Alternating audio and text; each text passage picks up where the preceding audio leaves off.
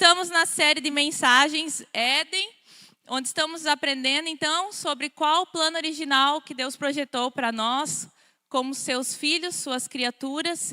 E assim a gente deseja, através dessa série de mensagens, compreender o que Deus quer encontrar em nós, né? O que Deus planejou encontrar em nós. E hoje nós estamos na quarta mensagem dessa série, e o tema de hoje é Criados para a Santidade. Vamos então acompanhar a leitura do texto base de hoje, que está lá em Gênesis 3. No telão você pode acompanhá-la. Diz assim: A cobra era o animal mais esperto que o Senhor Deus havia feito. Ela perguntou à mulher: É verdade que Deus mandou que vocês não comessem as frutas de nenhuma árvore do jardim? A mulher respondeu: Podemos comer as frutas de qualquer árvore, menos a fruta da árvore que fica no meio do jardim. Deus nos disse que não devemos comer dessa fruta nem tocar nela. Se fizermos isso, morreremos. Mas a cobra afirmou: Vocês não morrerão coisa nenhuma. Deus disse isso porque sabe que, quando vocês comerem a fruta dessa árvore, os seus olhos se abrirão e vocês serão como Deus, conhecendo o bem e o mal. A mulher viu que a árvore era bonita e que as suas frutas eram boas de se comer. E ela pensou como seria bom ter entendimento. Aí apanhou uma fruta e comeu, e deu ao seu marido, e ele também comeu. Nesse momento, os olhos dos dois se abriram e eles perceberam que estavam nus. Então costuraram umas folhas de figueira para usar como tangas. Naquele dia, quando soprava o vento suave da tarde, o homem e a mulher ouviram a voz do Senhor Deus, que estava passeando pelo jardim. Então se esconderam dele no meio das árvores. Mas o Senhor Deus chamou o homem e perguntou: Onde é que você está? Amém, irmãos. Glória a Deus por esse texto. E que triste a gente ter que ler aqui o início, onde tudo começou, o pecado entrando no mundo, a queda, que até hoje nós vivemos as consequências dela, né? E para começar falando sobre esse tema, nós já vamos entrar no ponto 1, onde eu quero falar um pouquinho sobre santidade com vocês. E mais para frente nós vamos explorar um pouco sobre as questões aqui desse texto. Primeiro ponto, você pode preencher na sua guia: a santidade te resgata para o plano original. A santidade te resgata para o plano original. Então, quando nós estamos falando de santidade, nós compreendemos então que santidade é ser dedicado a algo, separado para alguém, né? Nesse caso, nós entendemos que santidade significa nós sermos separados para Deus. Nós somos criados então para sermos consagrados a Deus. E então Deus, quando nos planejou, Ele nos planejou como pessoas, seres humanos perfeitos, com a inclinação natural para adorar Ele, com a inclinação natural para obedecer, para fazer o que é certo. Mas a partir do momento que entra o pecado no mundo, essa inclinação natural passa a ser para o pecado. Então todos nós naturalmente somos inclinados a fazer as coisas erradas. Nós naturalmente não temos desejo de adorar a Deus. Nós naturalmente, de forma carnal, né, a nossa natureza, ela se inclina para pecar, para não viver para a glória de Deus, mas ser independente, fazer as coisas à nossa maneira. Então, nós somos inclinados ao orgulho, ao egoísmo, à cobiça e à rebeldia. Por isso que muitas vezes é tão difícil você, na sua caminhada com Deus, lutar tantas vezes para vencer certos pecados, comportamentos, porque nós estamos num resgate dessa natureza. Nós perdemos a natureza santa.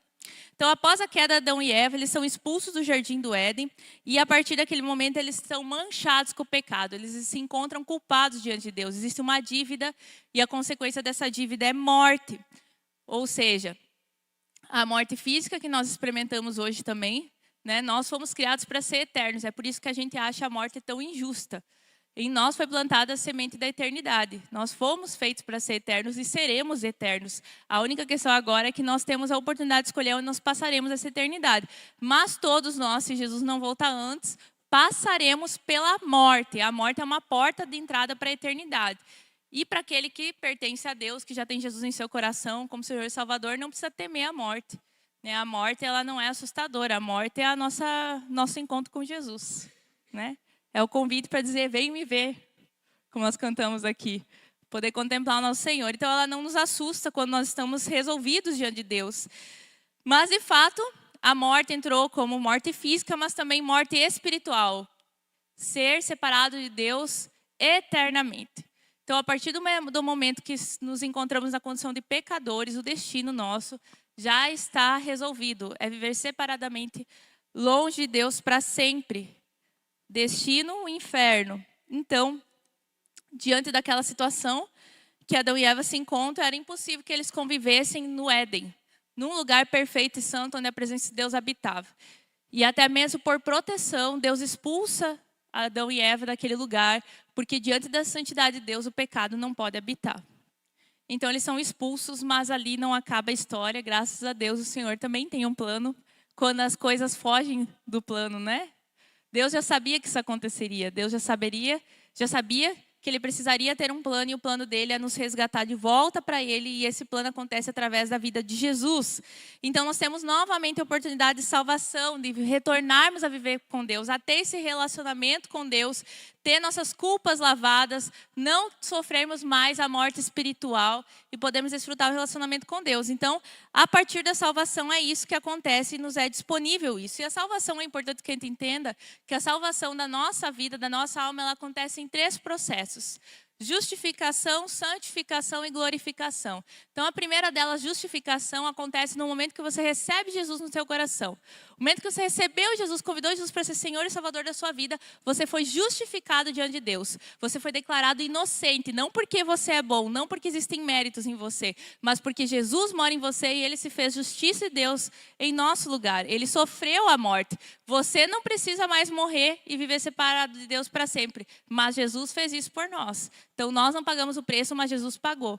Então, a partir do momento que eu recebo Jesus, eu estou justificado e declarado santo. Você vai ver lá na palavra de Deus, quando os apóstolos se dirigiam às igrejas, eles falavam aos santos que se reúnem em Éfeso.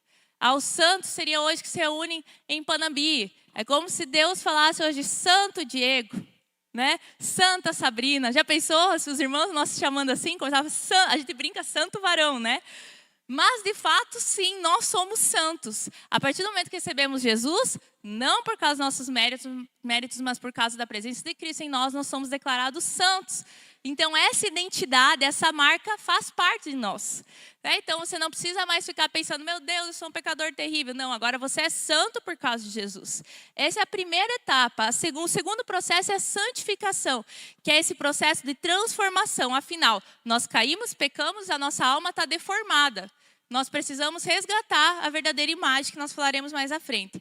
E o último passo é a glorificação, que é quando finalmente nós teremos nosso encontro com Jesus e, de fato, a salvação será consumada. Nós vamos estar no céu. A salvação é para nos livrar desse mundo e nos colocar diante de Deus para sempre. Então, ali acontecerá o final da nossa salvação. Então, a justificação já aconteceu, a glorificação vai acontecer e a santificação é o presente momento que nós estamos vivendo.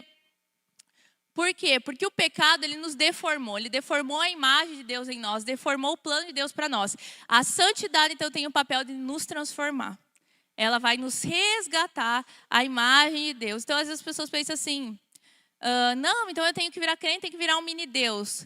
A verdade é que Deus está resgatando a humanidade perfeita que Ele criou para nós sermos. Né? Não é mini-Deus, mas é o humano como Deus projetou para nós sermos. O humano santo. Qual que é o maior retrato? Qual é o retrato perfeito da humanidade que Deus deseja para nós? Jesus, que como ser humano desceu nessa terra e mostrou o que um humano reto, correto, santo, como deve viver. Então Deus quer resgatar a imagem dele em nós, essa santidade em nós, essa manifestação das virtudes de Deus em nós. Então a santificação é um processo de transformação. E nós precisamos compreender 2 coisas importantes nesse processo. A santificação é um processo espiritual. Ninguém consegue se santificar por si mesmo. Algumas pessoas querem esperar estarem prontas para ir para Jesus, para se batizar. Não, deixa eu mudar umas coisas em minha vida, deixa eu abandonar para daí eu ir para a igreja. Né? Eu tenho que limpar um pouco a sujeira aqui para eu ir. Mas, na verdade, ninguém de nós consegue limpar a si mesmo. A nossa alma, nossas culpas, elas são limpas em Jesus. E nem mesmo nossos esforços são suficientes para limpar a nossa mente, limpar o nosso comportamento, a nossa atitude. Então, nós precisamos que a força espiritual de Deus em nós, ou seja, o Espírito Santo de Deus morando em nós, nos capacite e nos dê poder para que a gente experimente esse processo de santificação. Existem muitas ferramentas que Deus deixou para nos auxiliar nesse processo de santificação. A oração, a leitura da palavra, jejum, louvor, a comunhão com os irmãos, a confissão de pecados, são todos hábitos, disciplinas espirituais muito importantes. Mas elas todas precisam estar alicerçadas na fé. Não é porque eu leio a Bíblia que eu sou santo. Meu Deus, santo fulano que lê a Bíblia todo dia. Ele está mais santo porque ele leu a Bíblia hoje. Não, você é santo porque você está obedecendo a Deus e algo está acontecendo em sua vida quando você está obedecendo a Deus. Então a gente tem que alicerçar nossas práticas espirituais na fé. Eu oro, eu leio a Bíblia, eu me dedico a Deus, crendo que enquanto eu faço isso, enquanto eu obedeço o que Ele deixou para mim, enquanto eu vivo esse processo de obediência, Deus vai mudando coisas em mim. Por isso que você não precisa ficar preocupado quando você vai lá, lê a Bíblia, ora, e daí você sai daquele momento sem sentir nada.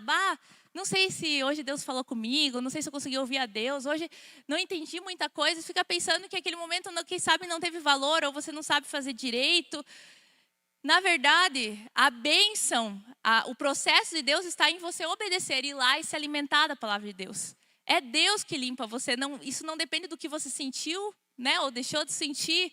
Isso é um processo sobrenatural, espiritual que acontece na caminhada. Então nós precisamos ter essa compreensão. Eu preciso da ajuda do Espírito Santo, do agir sobrenatural de Deus, para que eu possa me tornar mais santo. A única coisa que eu preciso decidir é obedecer. Obedeça. Quando você obedece a Deus, coisas sobrenaturais acontecem. Eu sempre falo isso, né? Existe algo sobrenatural na obediência. Às vezes a gente não entende por que aquilo vai dar certo, mas eu vou lá e obedeço porque eu confio que se Deus disse que é para eu fazer isso, algo vai acontecer e eu vou lá e faço. E se eu senti ou não senti, se eu percebi algo mudar imediatamente ou não, eu confio que Deus está trabalhando mesmo que eu não perceba. Porque quem faz a obra não sou eu, é Deus. Então essa consciência eu tenho que ter. Muitas pessoas até têm muito conhecimento bíblico, mas infelizmente elas são piores que os descrentes no comportamento. Porque ler a Bíblia, conhecer da Bíblia não é suficiente para um processo de santificação. O que nos santifica é a prática da palavra de Deus, a obediência. Se você for lá para 1 João lá e for ler a carta de 1 João, você vai ver que diz que quem ama a Deus é aquele que obedece a Deus. E que não adianta nós dizermos que temos fé em Deus, né? Tiago também vai falar, que não adianta a gente ter fé e uma fé morta que não se manifesta em obras, em prática.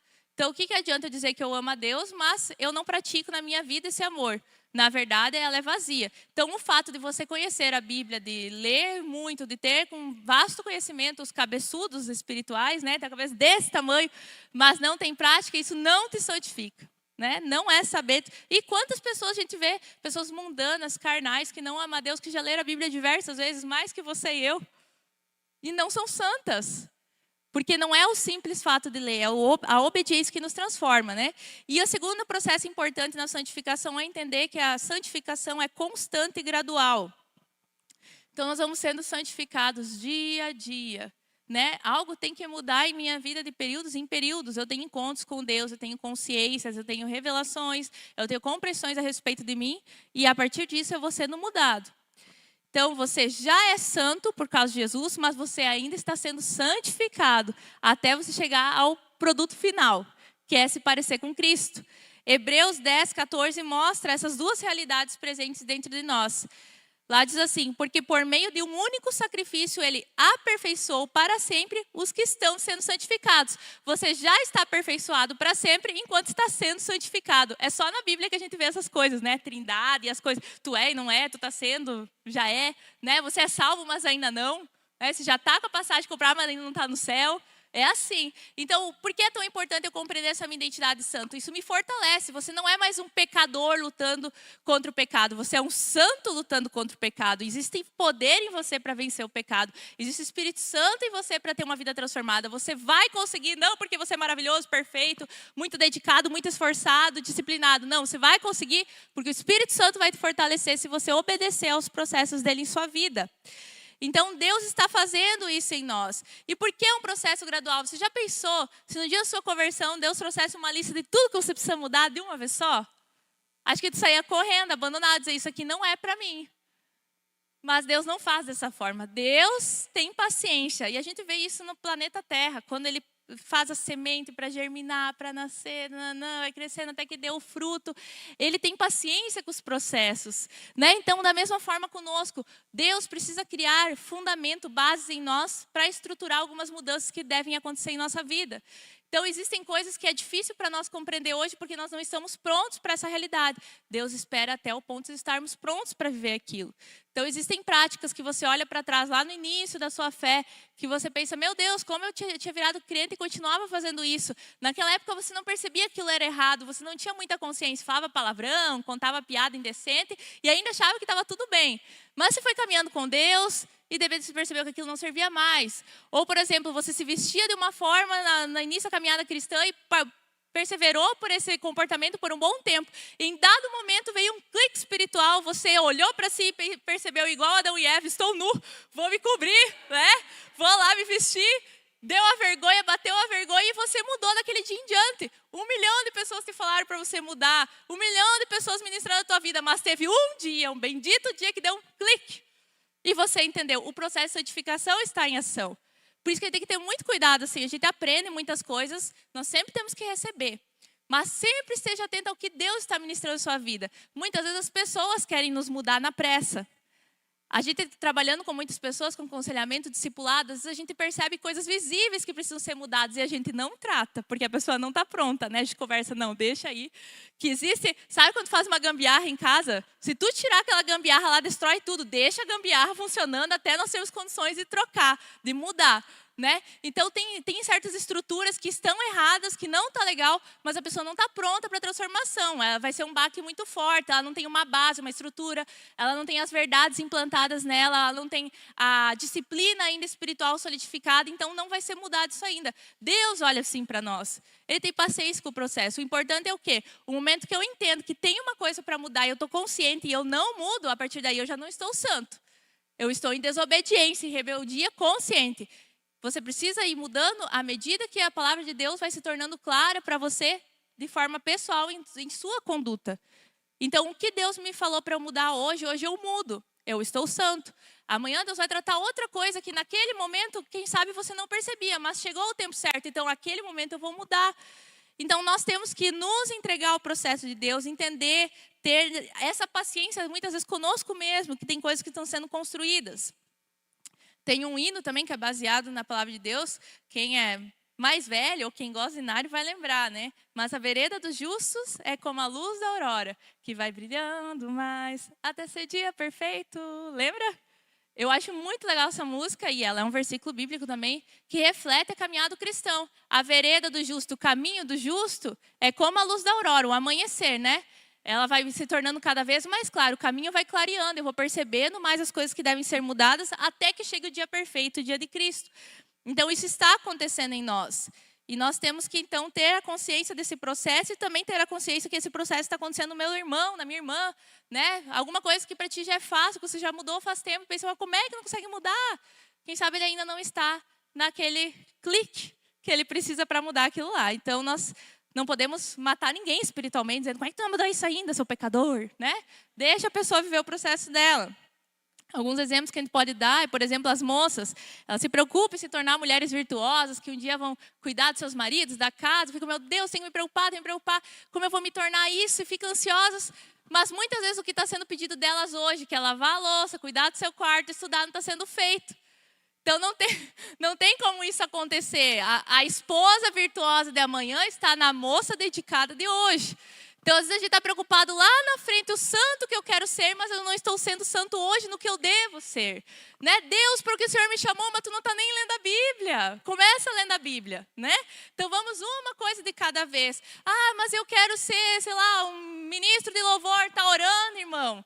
Está treinando, né? Eu quero, sei lá, ministrar para crianças. Tá, beleza, você já conhece as histórias bíblicas? Saul, Sansão, Davi, todas as histórias você precisa ter conhecimento. Então, são coisas que a gente precisa ir vivendo no hoje. Então, não tem como eu ser santo antes de ser santo. Né? Não vou chegar lá se eu não sou hoje também. O que Deus está te pedindo hoje? Isso você deve perguntar. E por que a santidade ela, então, é tão importante para nós que nos declaramos filhos de Deus? Porque a santidade, eu gosto dessa frase do Spurgeon que fala, a santidade é o lado visível da salvação. A santidade é um processo que acontece no nosso interior, né? Mas ela se manifesta exteriormente com as nossas atitudes, com os nossos comportamentos. A salvação, você não tem um bilhete aqui de salvação dizendo, aqui está a minha garantia, eu vou para o céu, daqui um tempo está aqui. Não, ninguém tem o bilhete para o céu. Mas a forma de você mostrar que tu está indo para lá é a vida santificada que você vive. Porque esse é o caminho, a vereda do justo até ser dia perfeito. Se você está indo para lá, tu está caminhando no caminho da santidade. Se não, você está indo para outro destino. Se eu continuo pecando, dizendo que eu estou indo para lá, eu estou no caminho errado. Não vai dar certo. Então, a santidade é o lado visível da salvação. Eu mostro, eu manifesto que sou salvo, quanto mais santo eu me torno. Então, diante disso, meditando no texto base de hoje também, no ponto 2, eu gostaria de conversar sobre algumas coisas que precisamos observar nesse processo. A santidade, ponto 2, é ameaçada pelas aparentes boas intenções. Complete lá na sua guia. Uma frase enorme hoje, ponto.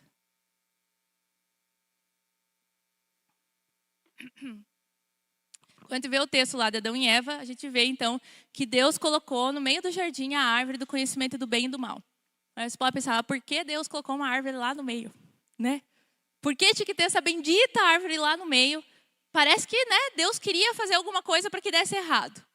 Se você tem dúvidas ainda a respeito do porquê você é salvo e salvo do quê, adquira o livro do pastor Edson, Salvos do quê. Lá ele explica em cada capítulo, inclusive, sobre a árvore. Vou falar só rapidinho aqui. Mas aquela árvore era um sinal visível, uma oportunidade para todas as pessoas, né, Adão e Eva, no caso ali naquele momento, para terem o direito de escolha, do livre-arbítrio, para não serem robôs diante de Deus, para poder declarar que sim, por vontade própria, por escolha própria, eles queriam obedecer a Deus. Se Deus não fizesse isso, não existiria livre-arbítrio e eles seriam só comandados por Deus. Não teriam a liberdade de amar a Deus espontaneamente, seria algo imposto. Então Deus deixou essa oportunidade diante deles. E a gente fica pensando, né, por que Adão e Eva, podendo comer de todas as árvores, foram escolher comer justamente da que não poderia? E muitas vezes a gente não percebe que nós repetimos hoje o mesmo pecado de Adão e Eva. Todos os dias temos a oportunidade de escolher Deus e muitas vezes não o escolhemos. Todo dia nós temos diante de nós a árvore do conhecimento do bem e do mal. E nós repetimos a mesma coisa que Adão e Eva fizeram.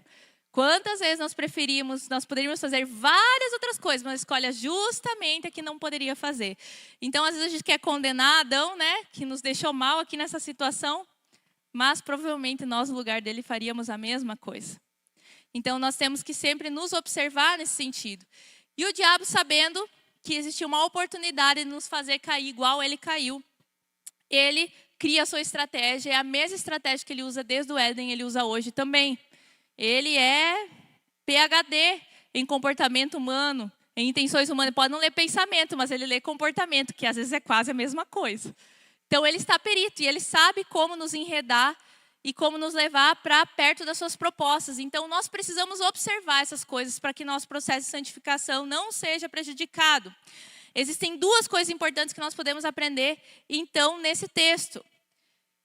Ao observar ele, a gente pode perceber que Eva não pecou, quem sabe, pensando, eu quero fazer algo errado. Quem sabe ela tinha uma boa intenção. Nós vamos observar que uma das coisas que o diabo começa fazendo é gerando em Eva um pensamento de escravidão. Ele chega e questiona Eva, é verdade que Deus diz que você não pode comer de nenhuma das árvores desse jardim? Pode observar o texto, nenhuma. É lógico que essa não era verdade, mas ele já diz, nossa, que difícil a tua vida, hein? Não pode comer nada. E assim, às vezes, o crente se sente, né? Eu não posso fazer nada.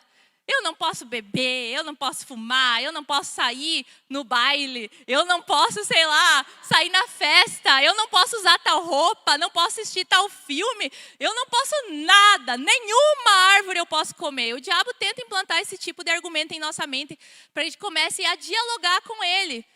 E você, sabe, mesmo sabendo que é uma mentira, você começa, quem sabe, a se sentir dessa forma, porque a tua vontade de provar o outro lado é tanta que você começa a conversar com aquelas propostas que chegam até você. Outra coisa que nós percebemos na sequência do diálogo é que Eva responde, então, dizendo que não era isso, que não era verdade que nenhuma. Era uma que não podia. Não podia comer e ela acrescenta, nem tocar. Em momento algum, Deus disse que ela não podia tocar na árvore. Ela disse que não podia comer. É óbvio, irmãos, que se a gente sabe que a gente não é para comer a fruta, a gente não vai nem tocar nela, né? Mas nós somos muito bons em criar regrinhas, sabe? Porque a gente quer se proteger. E a gente não cuida da intenção do nosso coração, a gente cuida do comportamento exterior. Não posso nem tocar, vocês não podem me ver tocando, mas dentro do coração já abrigava o desejo. Então, nós damos exemplo, nós temos que viver em decência. Então, se cria um traje, o traje decente. Todo mundo vai usar calça vermelha, porque essa calça vermelha é a calça santa. Né? Porque nós estamos nos protegendo para todo mundo viver decentemente. Se cria padrões. Os legalistas na Bíblia, né, quando eles sabiam que estavam diante do mandamento do sábado, que ele era o dia do descanso, eles não podiam, né, cansar nesse dia, não podiam pecar. Então, eles criaram um monte de regras em torno do sábado para que ninguém corresse o risco de pecar. E eles estipularam. Agora, eu não vou lembrar corretamente, mas 1.500 passos você pode dar no sábado. Se passar de 1.500, com certeza você vai cansar, com certeza você pecou, quebrou o sábado e está impuro diante de Deus. Nenhuma vez Deus disse quantos passos tinha que dar no sábado, mas eles, querendo proteger aquela situação, começam a criar regras, a aparência em volta, para, né, não se perceber, mas o desejo dentro do coração de estar corrompido, deixavam de amar, de fazer o bem, e não era o propósito de Deus para eles. Então, nós somos bons em criar regrinhas e investir na parte exterior, na aparência, e muitas vezes não zelamos pelo nosso coração. Eva já estava dialogando com a tentação, Eva já estava pensando sobre. E isso ela não estava ciente naquele momento, ela estava sendo enredada. Outra coisa que o diabo faz, ele cria um conflito na nossa confiança diante de Deus, a autoridade de Deus sobre nossas vidas. Ele falou, Deus, na verdade, não está preocupado coisa nenhuma com vocês. Ele fala, vocês não vão morrer coisa nenhuma. Deus disse isso porque não quer que vocês fiquem igual a Ele. Então, ele cria uma crise, um conflito com a autoridade, com a confiança que ela tinha em Deus, para que ela começasse a duvidar realmente do amor de Deus, da proteção de Deus. E assim o diabo faz até hoje, no nosso relacionamento com Deus, ou relacionamento com as autoridades. O pastor e o líder deve estar te pedindo isso só porque ele quer comandar a tua vida. Ele deve estar pedindo isso porque ele quer que as coisas sejam do jeito dele. O pai e a mãe estão pedindo tal coisa porque não me amam, porque querem que eu fique em casa para lavar a louça, sei lá qual situação que seja. Mas o diabo, ele sugere muitos argumentos em nosso coração, ele nos tira do princípio que as pessoas que estão sobre nossa vida, que Deus, que a nossa autoridade está sobre nossa vida, as coisas que acontecem, os limites impostos são para nossa proteção, são expressões de amor. E o diabo é muito interessante que ele não convidou Eva para desobedecer. Ele convidou Eva para ser melhor. Hoje não é assim? Ninguém diz assim, venha ser vaidoso. Venha ser... Como é que é aquela palavra? Agora esqueci, que eu vou ler depois aqui. Venha ser avarento, né? Amar o dinheiro. Venha ser idólatra, idolatrar uma pessoa. Não, o diabo diz, venha ter sucesso. Venha ter prosperidade, venha ser reconhecido, venha ser um influencer na sociedade. Nunca o diabo vai se apresentar como um porco sujo, mal lavado. Ele vem de boa pinta, as boas intenções. Ele sempre vai se apresentar com você com beleza, com uma proposta maravilhosa, que como é que você vai resistir a isso? Com certeza Deus aprova isso. Porque se Deus me ama, se Deus realmente me ama, Ele vai me abençoar dessa forma. O diabo está certo. Né? Então nós entramos nesse diálogo com o diabo. O pecado não se apresenta como algo sujo na nossa mente. Pelo contrário, ele vem cheio de boas intenções. E por isso esse ponto fala a respeito disso. Nossa santidade é ameaçada pelas boas intenções, pelas coisas que aparentemente são boas e bonitas. E tem um texto muito claro sobre isso em Salmos 50, que é um texto de Salmos relatando como se fosse Deus falando ao povo. E lá ele diz assim, porém Deus diz aos maus, que direito têm vocês de recitar as minhas leis e de falar a respeito da minha aliança? Vocês não querem que eu os corrija e não aceitam as minhas ordens. Vocês ficam amigos de cada ladrão que encontram e andam com pessoas adúlteras. Vocês estão sempre prontos para dizer coisas más e não pensam duas vezes antes de pregar mentiras. Estão sempre acusando seus irmãos, espalhando calúnias a respeito deles. Vocês fizeram essas coisas e eu fiquei calado. Por isso, pensaram que eu era igual a vocês. Quantas pessoas pensam que Deus é igual a elas? Com certeza, Deus é Ele que está me abrindo essa porta, Ele que está me abençoando. Por mais que aquilo fira princípios, não é Deus. Porque as pessoas pensam muitas vezes que Deus é igual a elas. Deus não é. Deus é Deus e nós, com todos os nossos pecados e nossas debilidades, temos inclinações erradas e precisamos vigiar. Então as pessoas elas continuam cometendo o mesmo erro, achando que Deus está em concordância com as suas atitudes, com os seus pecados, que é os outros que não entendem, que é os pastores, os líderes, os irmãos que não entendem o porquê vive daquele jeito, mas Deus, que é tão amoroso e gracioso, com certeza Deus me entende. Muitas pessoas julgam que Deus aprova suas práticas, pois Ele entende suas boas intenções, entende a sua situação, suas circunstâncias, que você é forçado a fazer isso. Ou muitas vezes, diante de uma repreensão, de uma correção, de um aviso, as pessoas falam, mas Deus não falou nada comigo. Isso você que está dizendo. Deus não vai falar, porque Deus já falou. O que já foi dito não precisa ser falado novamente. Quando uma pessoa está decidida a viver no pecado, quando uma pessoa está decidida a fazer as coisas erradas, nem Deus falando, as pessoas mudam. E essa é a beleza do livre-arbítrio, a capacidade que temos de tomar decisões e também o medo que nós temos que ter disso. Aqui fala que Deus falou que ficou calado. Deus não me falou isso, não vai falar. Você já sabe, já foi anunciado, já foi pregado, já foi falado que é pecado, que é errado e você continua fazendo. Não espere que a sua consciência vai te alertar, porque você provavelmente já está cauterizando ela. De tanto você negar o Espírito Santo falando ao seu coração, de tanto você tentar amenizar a tua situação, os teus pecados, ele não fala mais. Não julgue sua consciência baseada em seus sentimentos, em seu conforto, em sua lógica, nos seus argumentos. Examine sua consciência e sua conduta pela palavra de Deus. Lá, tudo que é certo é sempre certo e tudo que é errado é sempre errado.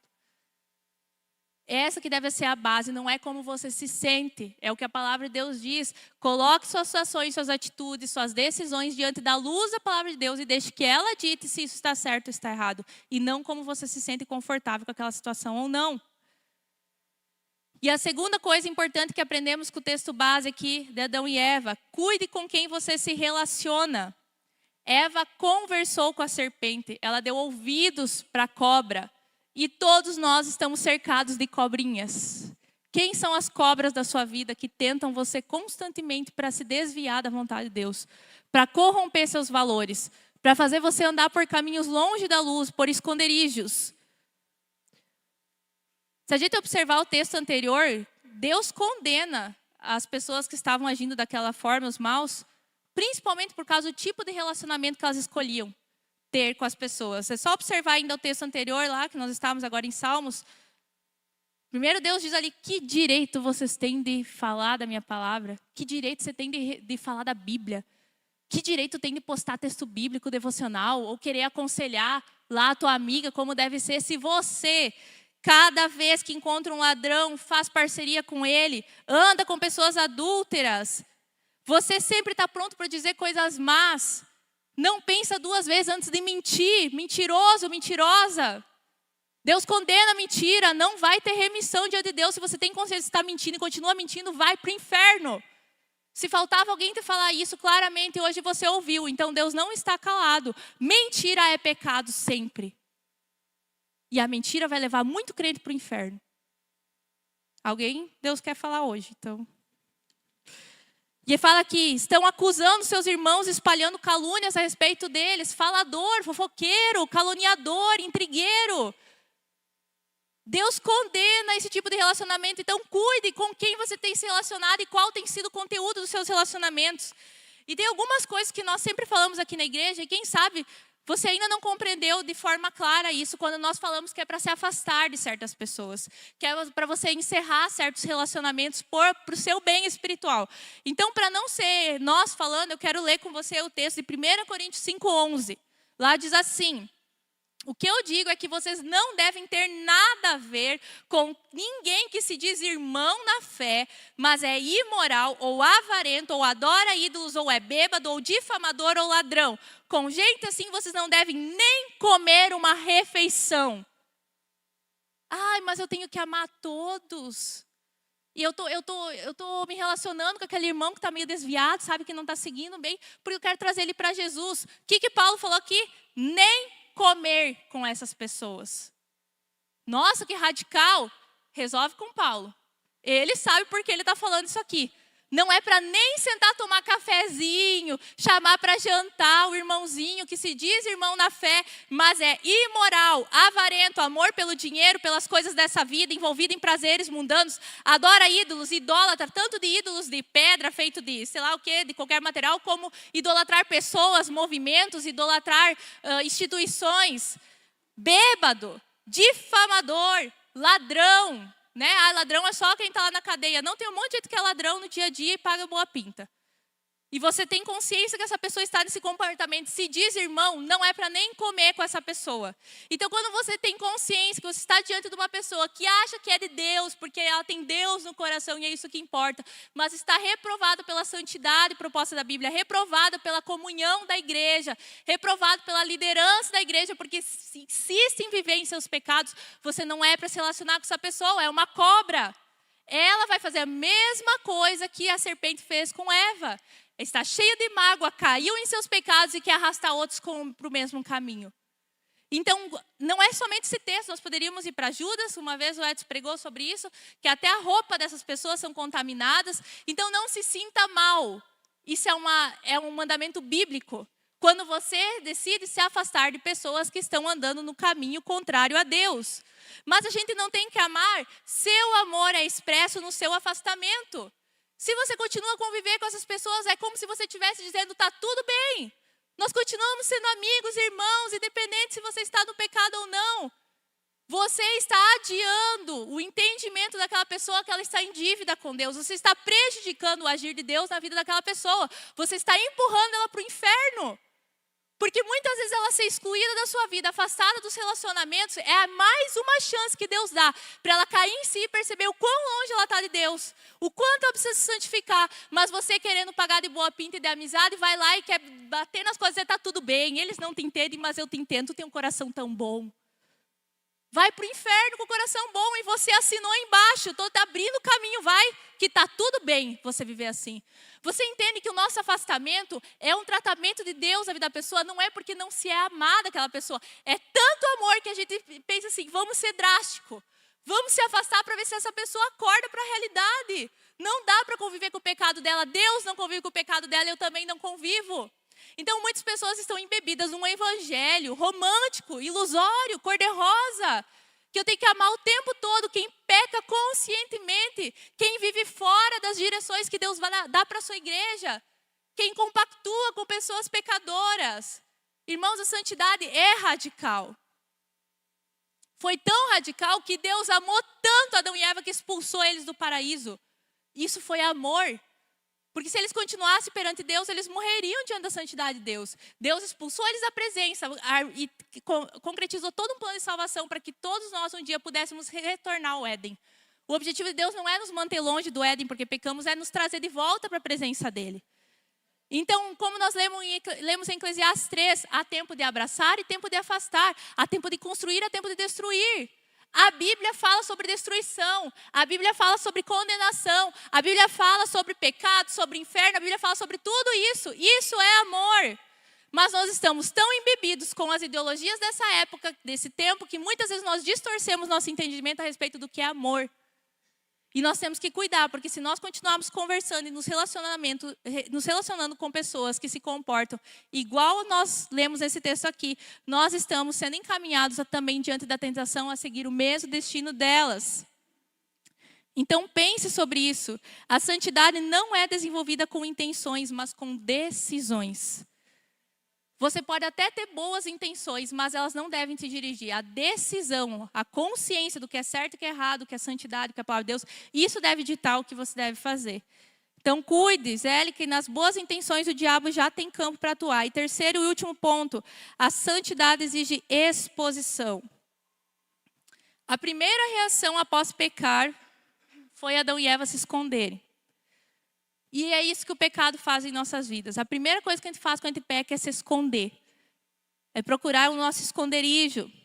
Hoje muitos também se escondem de Deus. Como isso acontece? E dentro do Éden. Onde que Adão e Eva estavam escondidos? Dentro do Éden. Vamos dizer que a igreja hoje é um Éden. Tem gente escondida dentro da igreja de seus pecados. Cada pouco nós, como pastores, o discipulador tem que dizer, sai de trás desse arbusto. Onde você está? O que tu fez? Então, igual Adão e Eva, dentro da igreja, dentro do Éden, se escondendo. Então, a gente tem que chamar para fora. Vamos sair desse esconderijo, dessa escuridão e vamos tratar esse pecado. Vamos resgatar esse relacionamento, não é para andar afastado. Muitas pessoas não se aproximam porque elas não querem se envolver demais, pois não gostam da ideia de serem expostos. Não se engane, essa autoproteção não é porque você é mais santo que os outros. Você está tão santo, então você não vai se envolver com os outros. Deus te entende, é os irmãos que não te entendem.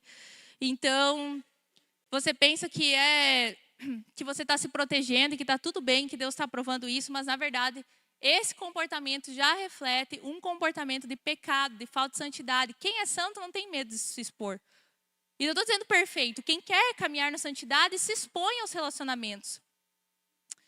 O diabo é muito bom em te dar argumentos e sugerir boas intenções para te manter afastado da comunhão da igreja, do meio dos irmãos, que é onde a presença de Deus atua, manifesta.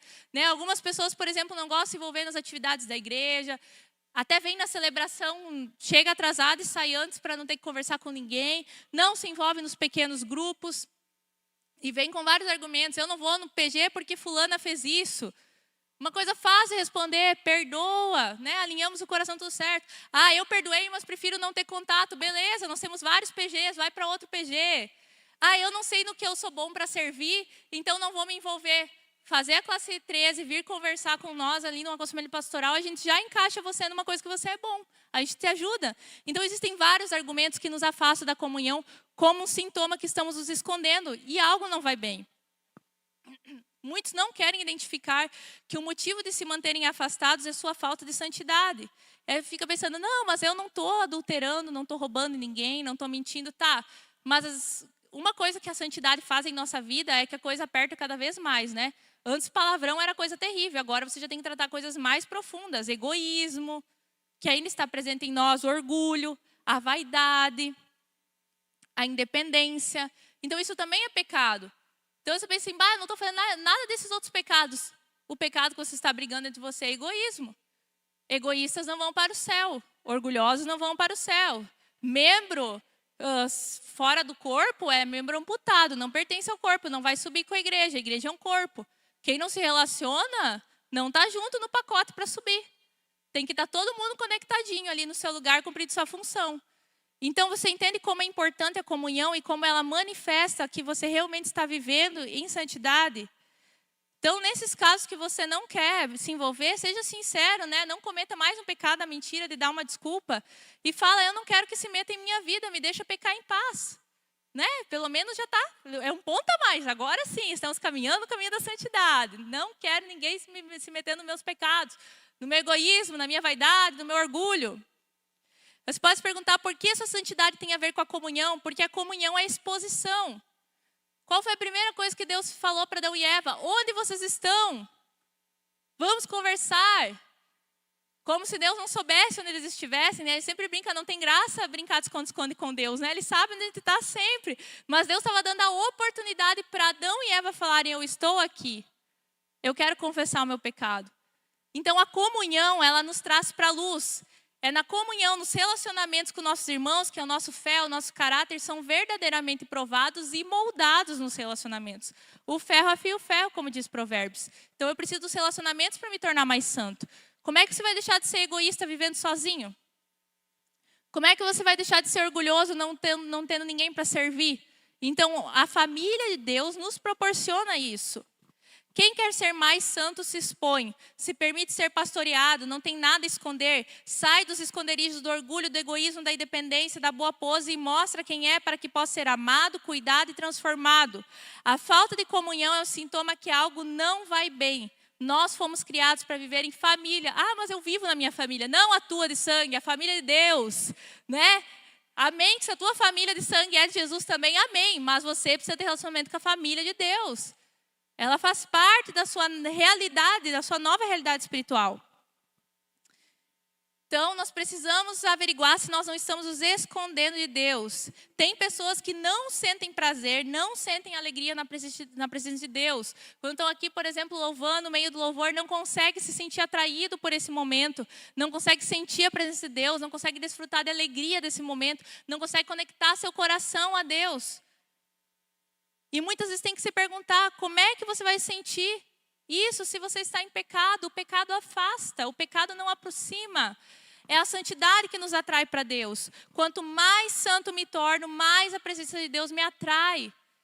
Eu fico atraído por aquela santidade, eu quero experimentar aquela santidade, eu quero ser melhor diante de Deus. Então eu vou para Deus, eu tenho prazer de estar com Deus. Eu me imagino na presença dEle, eu desfruto, eu tenho anseio pela presença dEle, porque eu estou caminhando no caminho da santidade, e Ele é meu alvo. Se você deseja crescer em santidade, precisa se expor à presença de Deus e à comunhão da família de Deus. Eu vou dar um exemplo simples. Quem tem crianças, né, sabe como é que é a situação do carro no dia a dia, né? Eles comem lá dentro, fazem farelo, sobe com os calçados sujos em cima, vem da escola com 1 quilo de areia dentro do calçado e decide que vai tirar dentro do carro, né? Uma vez eu tinha acabado de limpar a casa, o Natanael pegou, tirou o calçado lá da ponta da sala e jogou assim, eu só vi a areia caindo, né?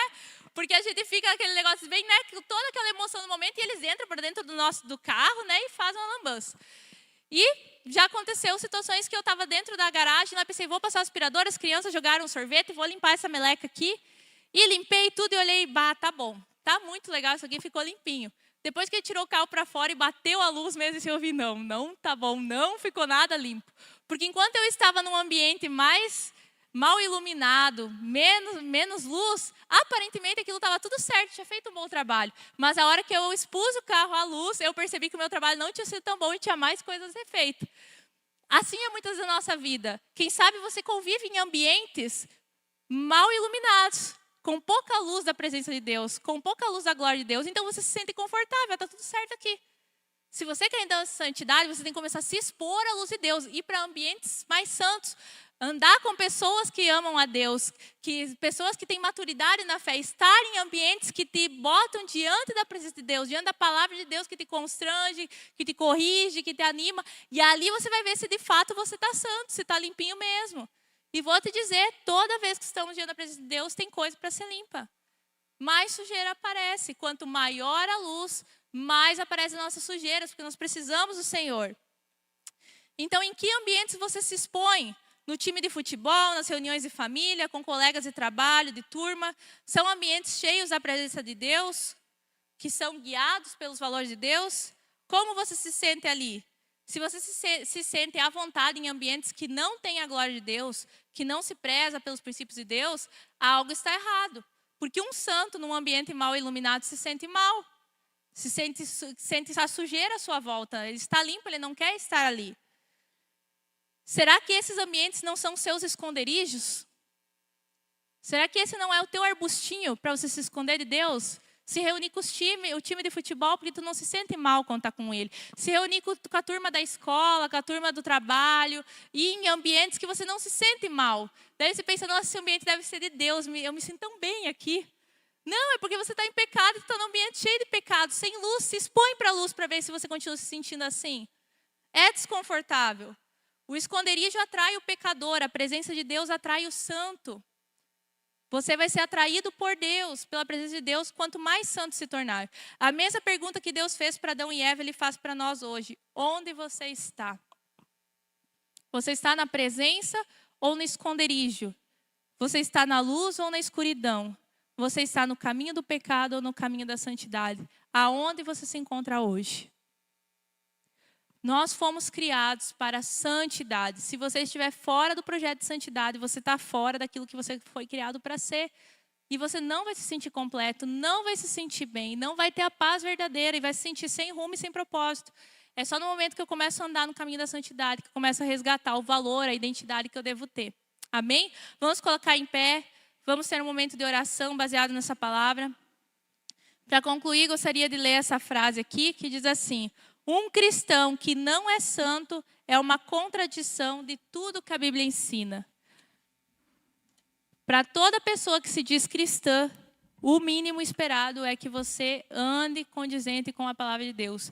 É por isso que quando acontecem certas situações, as pessoas falam, mas tu não é crente? Porque eles já sabem como a gente deve ser, né? Muitas pessoas não crentes, até as não crentes já sabem como nós devemos nos portar. Então aqui nós somos convidados mais uma vez a refletir qual tem sido a nossa postura diante das pessoas, da sociedade, diante da nossa família, diante de Deus. Vamos baixar as cabeças e vamos orar? Se coloca diante de Deus nesse momento. Hoje Deus está pedindo para você onde você está. Você pode dizer que você está diante da luz da presença de Deus, ou você tem se encontrado em esconderijos, tentando evitar a luz, tentando evitar a exposição, tentando evitar perguntas, tentando evitar o compromisso para que você não precise se expor em seus pecados, em suas culpas. Viver em esconderijos é uma vida de escravidão. A verdadeira liberdade é aquela que permite você viver na luz sem ter nada para esconder de ninguém e desfrutando do perdão de Deus, que nos garante que nos dará isso à medida que a gente se arrepende. Deus, nós queremos te agradecer porque o Senhor nos criou para sermos santos. Que identidade linda que o Senhor nos deu. A imagem e semelhança do Senhor, a santidade que está sobre o Senhor, também o Senhor deseja encontrar em nós. Que grande honra é podermos participar da tua santidade, Deus. E hoje nós queremos nos arrepender porque muitas vezes agimos como Adão e Eva, Deus. Muitas vezes preferimos escolher outras coisas e não o Senhor. Hoje nós queremos dizer que nós queremos andar por essa vereda, por esse caminho do santo, aonde se expõe a luz, onde permite que sua vida seja exposta para que viva cada vez mais limpo, santo, dedicado ao Senhor, Deus. Mostra os nossos erros, Deus. À medida que vamos crescendo, queremos que o Senhor venha se revelando a nós e revelando quem nós somos, para que possamos moldar a nossa vida ao padrão que o Senhor tem para nós. Nós queremos nos encontrar diante do Senhor e nós sabemos que tua palavra diz que sem santidade ninguém verá o Senhor. Sem a santidade da salvação de Cristo em nós e sem o nosso comportamento condizente, não experimentaremos o céu. Hoje nós pedimos misericórdia e graça para que o Senhor nos ajude e nos capacite a vivermos essa santidade que o Senhor propõe para nós. O Espírito Santo ministra no íntimo de cada pessoa quais são os seus esconderijos secretos, quais são os pecados que precisam ser confessados, as culpas que precisam ser lavadas, Deus, em nome de Jesus. Para que no meio de nós ninguém precisa viver uma vida de fugitivo, de uma pessoa escondida, mas que todos possam viver na transparência, na pureza, na liberdade do Senhor.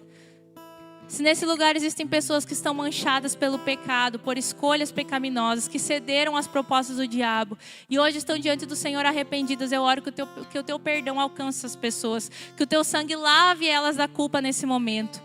Onde há necessidade de confissão, que essa pessoa dê esse passo de obediência, crendo que quando confessar, os seus pecados serão perdoados e sua alma será curada, haverá liberdade. Nós pedimos, Deus, que essa santidade esteja presente em nosso meio, o temor e o tremor da tua presença, o respeito pela tua santidade, o respeito pelas coisas do Senhor, o respeito por tua palavra, o respeito e o medo de andar longe dos teus princípios e ferir o nosso relacionamento com o Senhor, Deus.